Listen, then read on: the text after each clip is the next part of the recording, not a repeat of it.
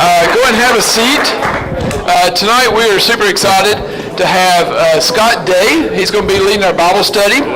Scott is our missions resident with us. Like Rob is our student ministry resident. Scott is our missions ministry resident. Also from Baylor University and Truett Seminary. Super glad to have you with us tonight, Scott. Missouri is home. Yes. And so we are looking forward to how you will share with us and about living missionally and all that good stuff. Thanks, man. Cool. Appreciate it. Awesome. All right. Does anyone not know who I am? Okay, I was expecting every single hand to go up. I only know like 3 or 4 of you guys. Okay, my name is Scott, like Jamie just said, and I'm a missions resident here. What does that look like? So Rob is a youth resident. So a cooler version of Rob that doesn't hang out with students, that's who I'm trying to do. So that's me. So what does that look like? Basically, all of the international trips that this church does over the next 2 years, I'm help planning them, I go on them, and then I try to formulate what it means for our church to do missions. So what does that look like? We have Fresh Expression churches. We try to do stuff all throughout the city, service, things with HAP, Downtown Rescue Mission. So I'm kind of a part of all of that. And at the same time, I'm trying to learn. So I'm trying to figure out what it means to do this right here, to live missionally. So this is what we're going to talk about tonight. You guys have been talking about what book of the Bible the last couple of weeks? Okay, good answer, John. People have been listening, Jamie, so that's good. All right, so can someone read this poster for me, really loud? Anyone? Bueller? No one. The light of the world. Whoever follows me will never walk in darkness, but will have the light of life. Matthew, it says John 8. I don't know if it's right. All right, cool. Okay, so this is what we're talking about tonight. What is this verse, these two verses, this idea of light, of living as the light of the world? What does it have to do with missions? For me, I think this is what it's all about. So in the past with missions, the idea is that the world and the light were two separate things, right? So you've got the world, and if you're living in the world, you're not living in the light. But if you're living in the light, then you're not living in the world. There's this conflict. There's these two opposing forces, and they never kind of meet. They're always struggling against each other. Right? The idea is that we would go and do mission trips far away. We're converting people. We're converting heathens to look more like us. And at the end of the day, we're just struggling with this idea of, and I think John is trying to say something different, right? This is what Jesus says. He says, I am the light of the world. He's not saying I'm the light and there is the world. He's saying I'm the light within the world. He's taking this upon himself to say, I'm in the world might be a dark place, but I'm bringing light in. And so this is our job. I think our job is to be mirrors. We're supposed to be reflecting, whatever word you want to use, we're trying to shine the light that Jesus is shining in the world, and we're trying to continue to do the same thing ourselves. So this is our goal. It's to live in the light and it's to live in the world. And it's a really difficult thing to do, so that's what we're going to talk about. All right, so the question then is, what does it mean to live missionally? So when I say missions or missionary, what do you guys picture? You can say something. You can answer. When I say missionary, what comes to your mind? Traveling, yes. Foreign? Third world. Yeah, third world countries. Right, this is the idea that I have in my head too. But I want to push against it. So this is, we were talking about I'm the light of the world. This is my definition of missions, and we're going to kind of talk about this tonight. My definition is that missions is people being transformed by people being transformed. So when I grew up, how I got into missions, I played baseball in high school, and I was good enough to get a scholarship to play at the University of Missouri. Full ride, it was paid for, that's what I was going to do. But my senior year, I dove awkwardly, fell on my shoulder and tore my rotator cuff, can't play baseball again. So that summer, I decided instead, my church was offering a mission trip to China. I'd never been on a foreign mission trip, never been outside the city, so I was, hey, this is awesome. The trip, we would spend the entire summer backpacking, and then we would half of our trip, we would be middle school ESL teachers. So basically, we would go into a village that hadn't seen a lot of white people before, didn't speak English. We would go into the city with translators, and we would stay there for about a week teaching English, and that's how we got paid, and we would get to travel all throughout the country. It was awesome. And that's really when I fell in love with missions, and more so I fell in love with traveling, which is like we said earlier, but I also fell in love with people of different cultures, of different ideas. And the idea was, if I'm a Christian and if I love Jesus, how can I share this with someone else who lives in a different place, who looks different from me, who doesn't believe what I believe, who looks different? Everything about the situation is not like what I'm used to. So that's how I got into missions. Our church back home had this huge event every single year of a missions conference. So they supported a bunch of different missionaries across the year. And every single February, they would all come back to Springfield, and they would do this big weekend event. So they would talk. They would say, hey, I'm in Kenya, this is what we do. And then for 10 years, they would come in their garb, they would come with their food, they would come from China, they would come from Alabama, they would come from Alaska, all the different places in the world that they had given up their life to go and live somewhere differently. But for me, as a high school kid, I always say, man, that's really cool, that's really amazing. I just want to play baseball. I don't want to go and do this. I don't want to move to Mozambique and live there long term. That's a huge commitment. And as a high school kid, I can't do that. Sorry. My mom and my dad pay my phone bill. I can't go and live somewhere across the world. So this is my idea, and this is what I think this definition kind of pushes against. I'm not saying that missions is not traveling. I'm not saying that missions is not spreading the gospel and preaching, but I think it's bigger. I think it's more holistic. We're people being transformed. What does that mean? It means that I think that we're all on a spiritual journey. We're all growing. We're all trying to figure out what it means to be a Christian. And we never really have it down.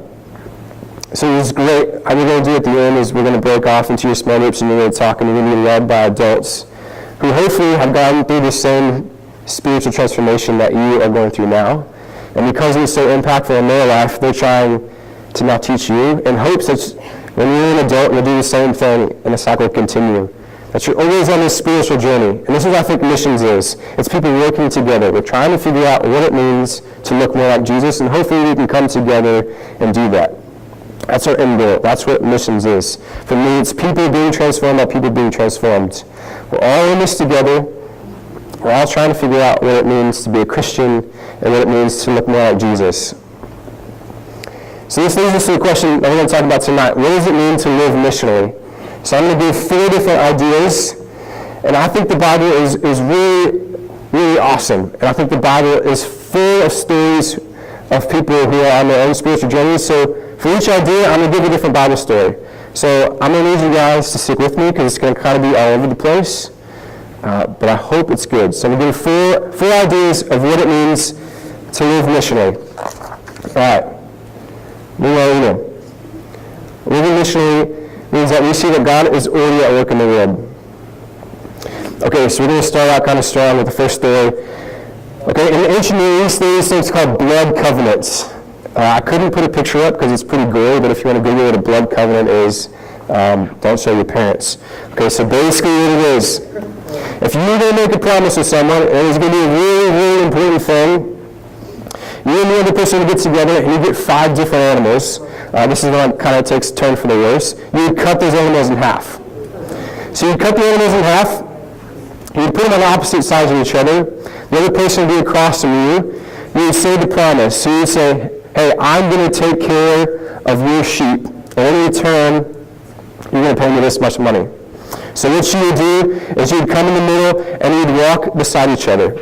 That's right, you're walking in between animals that had been cut in half, to the gory, to the gruesome. But the idea, the semblance behind that is that if I break this promise, this is what's going to happen to me. This is how serious it is, right?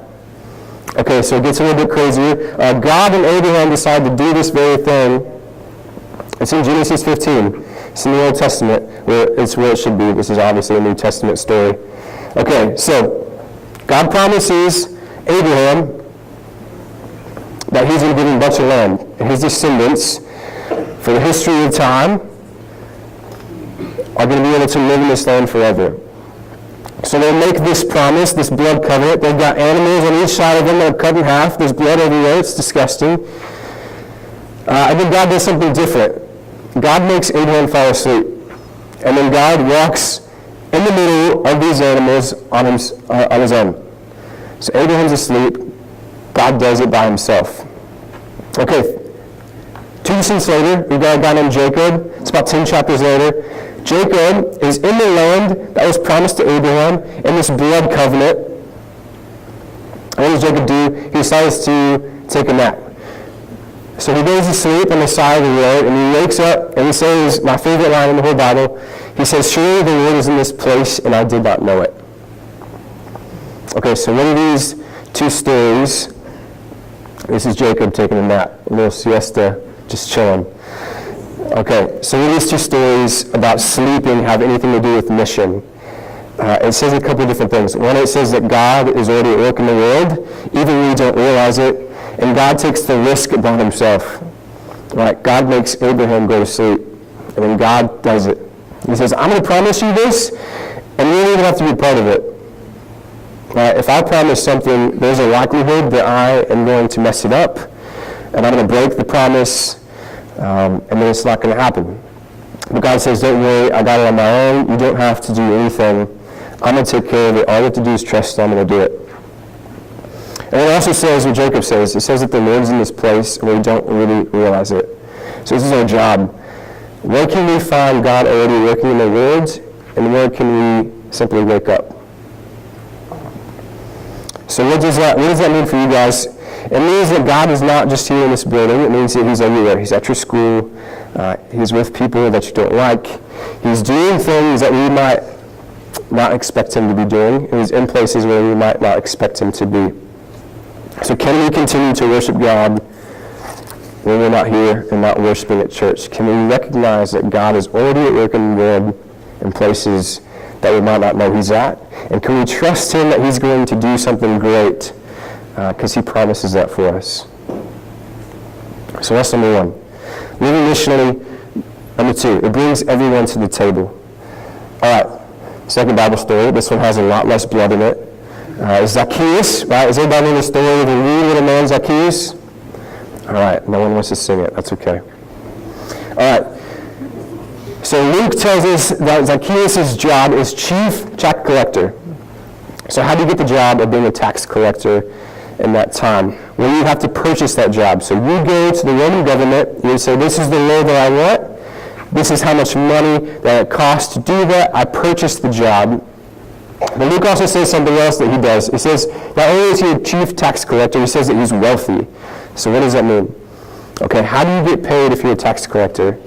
You would charge someone a certain amount of money. You would say, this is how much you owe on your taxes, but I'm going to charge you 10% more, and I'm going to take that cut for myself. That's my paycheck. So if you're a good tax collector, and if you're an honest tax collector, you would say, this is how much you owe. I'm taking this much off the top just because this is what I need to live, and that's good enough for me. But Zacchaeus is wealthy, so he's stingy, so he's charging people a lot more than they owe, and he's taking it and he's putting it in his pockets. Right, so this is what Luke tells us that Zacchaeus is the chief tax collector.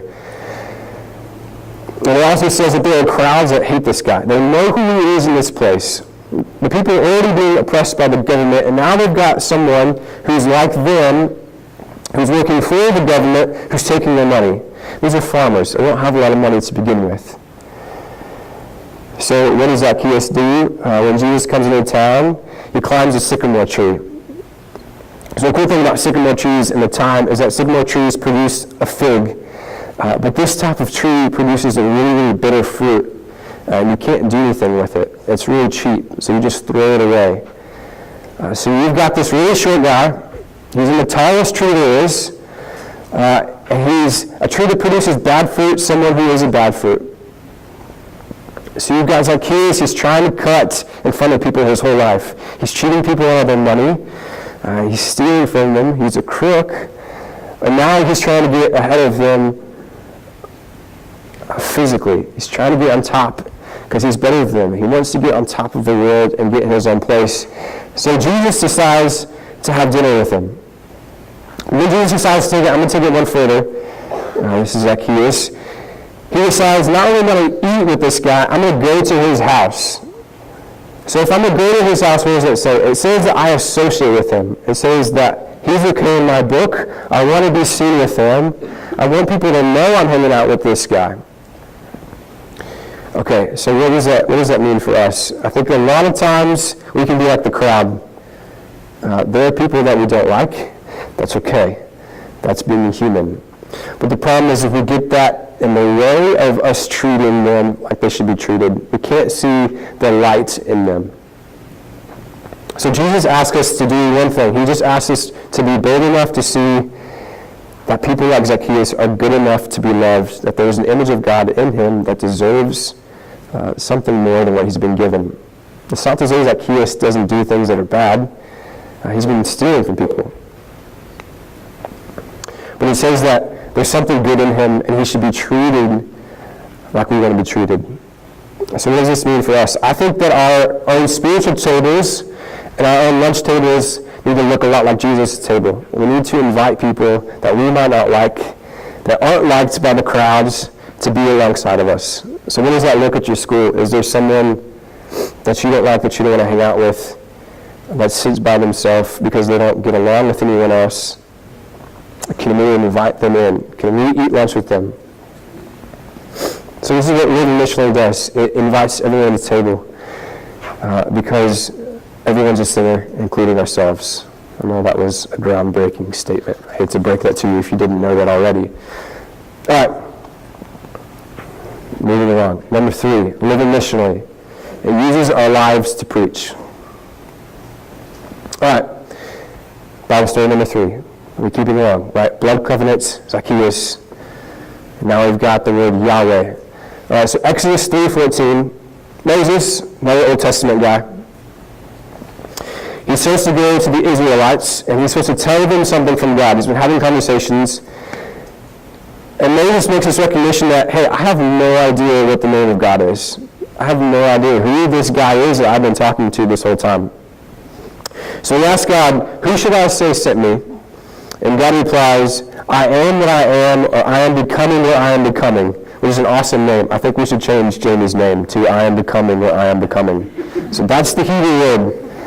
Okay, so the name for God in the Hebrew, one of the names that he gives is Yahweh. It's this word in Hebrew. All right, so in your Bible, if you read it, especially in the Old Testament where it says Lord in all caps, that's this word in Hebrew.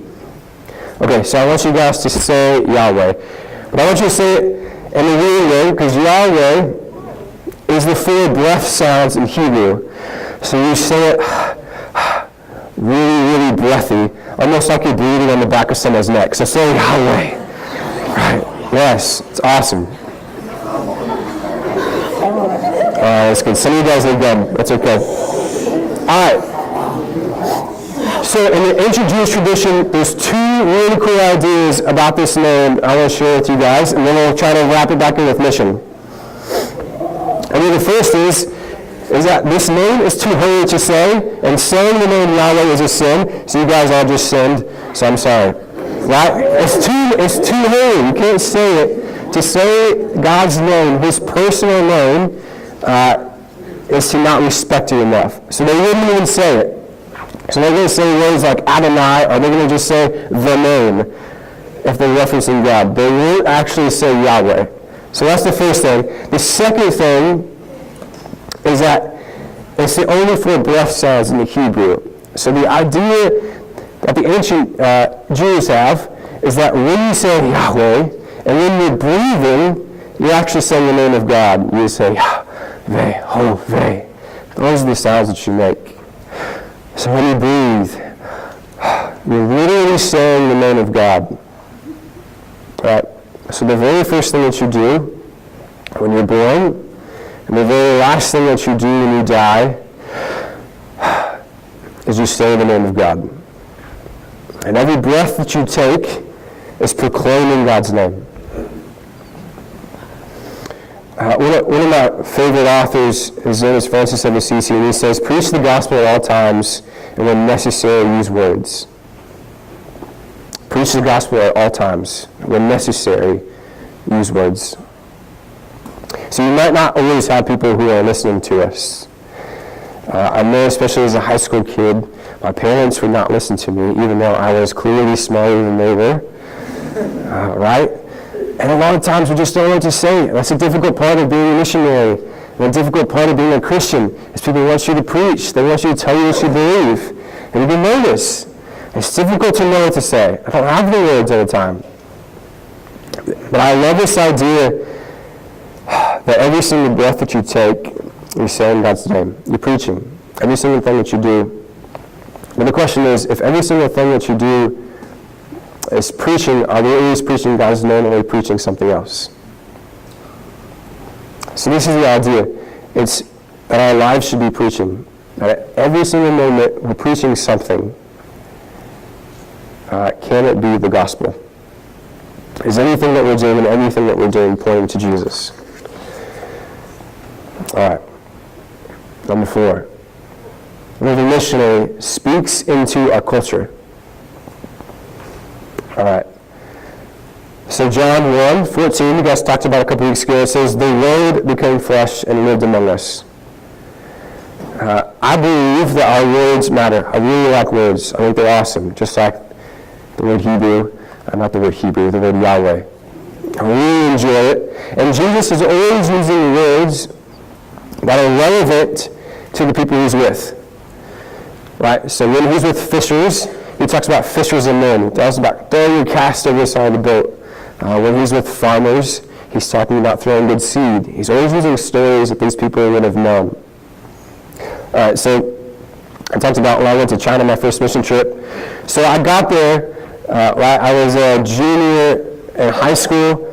I got there about 3 hours before our translator was supposed to get there. So I'm in my hotel, and what I tried to do is I just tried to order some noodles for lunch. Thought it'd be super easy. Went to the desk. I was just like, I don't speak Chinese. I just want noodles. I pointed to a picture. So about 10 minutes later, I'm in my hotel room, and this huge guy walks in. Apparently, I didn't order noodles. I ordered a masseuse. Right? A masseuse is somebody who gives you a massage. So I have this huge Chinese guy who wants to give me a massage, and I just wanted some noodles. Right? The thing is, if we don't have the right words, if we don't have the right language, then we can't communicate. We can't tell stories. We can't connect with people. I think this is what Jesus is trying to tell us when he's telling stories about fishers, when he's telling stories about farmers. He's trying to tell us that whoever we're speaking to, our language has to be adapted to those people. So, does anyone know what Christian is? Have you heard of that? Do you know like some Christian phrases in the church that you would never say anywhere else? Right? I was told yesterday, someone came up to me and they just said, they love doing life with me. I have no idea what that means. I don't know what it means, I'm doing life with you. It's just a weird phrase. Right? What I'm trying to say is what you guys do, and when you're preaching in your school, you don't need to use words that don't make sense. If you like sports, talk about running the race. Use words that you know. Talk to your friends. Don't be weird. It's just a simple guideline for middle school and high school. Don't be weird. That'll get you through a lot of situations. Right? If you like art, talk about creation as an artwork. But use the words that you know, because that's how you're going to communicate well with your friends. So being a missionary, what I'm trying to get at, should be easy, it should be natural. It's everything that you do, every conversation that you have, every interaction that you have, you're continuously preaching something, and hopefully at the end of the day, if we're trying to follow what Jesus is doing by being the light of the world, hopefully we're preaching that light. Hopefully we're preaching something that reflects Jesus and reflects the spiritual journey that we're on. All right, so that's number 4, speaking into our culture. All right, this is just an old, cool picture. It has nothing to do with what I just said. But I just liked how everybody's got a halo. I thought of Beyonce when I thought of it. All right, so why is doing this so hard? Why is living missionally difficult? I mean, why are we talking about this? It's because I just gave you 4 really big ideas, and they're big and overarching, and often are not very concrete, right? What is it when your friend tells you that your parents are getting a divorce? What are you supposed to say? Or when your Muslim friend asks you, hey, what do you believe about Jesus being incarnated Son of God? How do you answer that question? I would have to get paid a lot more to tell you what to say. But I'm hopefully saying that there are these 4 big ideas, and if we continue to live into them, hopefully at some point in our life we'll know what to say. All right, so this is what we're trying to get into. Maybe you're like me at these mission conferences I was at, and you just didn't know what to do. How do I actually tangibly do this in my life? So that's the question, is what can you do to live missionally? And it's an easy question. Can you spend 10 minutes with someone? Can you sit down at a lunch table with someone who's sitting by himself and feels neglected? Can you tutor someone who's struggling in your class? Can you be bold enough to ask for a tutor if you're struggling in your class? Can you associate with someone who's not as cool as you? That's what I'm just asking. Can you do one thing every single day and do it faithfully to reflect Jesus' light? So John 13:35 summarizes our call for mission. Jesus says, by this you will know that you are my disciples if you have love for one another. And this is what it means to live missionally. It means that we simply love each other, which is a really big platitude, but I think it's true. And we do this, one, by recognizing that God is bigger than us, and we trust that God is already working, so we're humble. It means that everyone has the image of God, and no one is unworthy of his love. It means that we're kind. It means that we're constantly living out the gospel. It means, like Yahweh, that every single thing that we do, we're saying the name of God. We're preaching something, and hopefully we're preaching the love of Jesus. So be authentic. And lastly, it means that we have to make every effort to identify with people where they are, to speak language that people understand, to be relevant, to not be weird, to love people and to learn from people, to be vulnerable. Number 4. So this weekend is your big event. It's your do now. So I'm going to ask, what will you do this weekend to live missionally? We've got 300 people or so from not in this church building that are coming, 450 people total. How can you treat them like the light of the world? What can you do tangibly? Can you open a door for someone? Can you let someone eat before you? Can you clean up a dirty room and not be asked? Can you do something that reflects goodness and kindness and authenticity and vulnerability? I think this is what Jesus is trying to get to us. It's not supposed to be something big. Being a missionary isn't supposed to be something huge and difficult and perilous, and we have to go travel to a third world country. There's nothing wrong with that. But it also has to be relevant to what we're already doing. So what can you do tomorrow at school to reflect Jesus? That's the question to leave with and to let sit on our minds. Cool? All right, let's pray.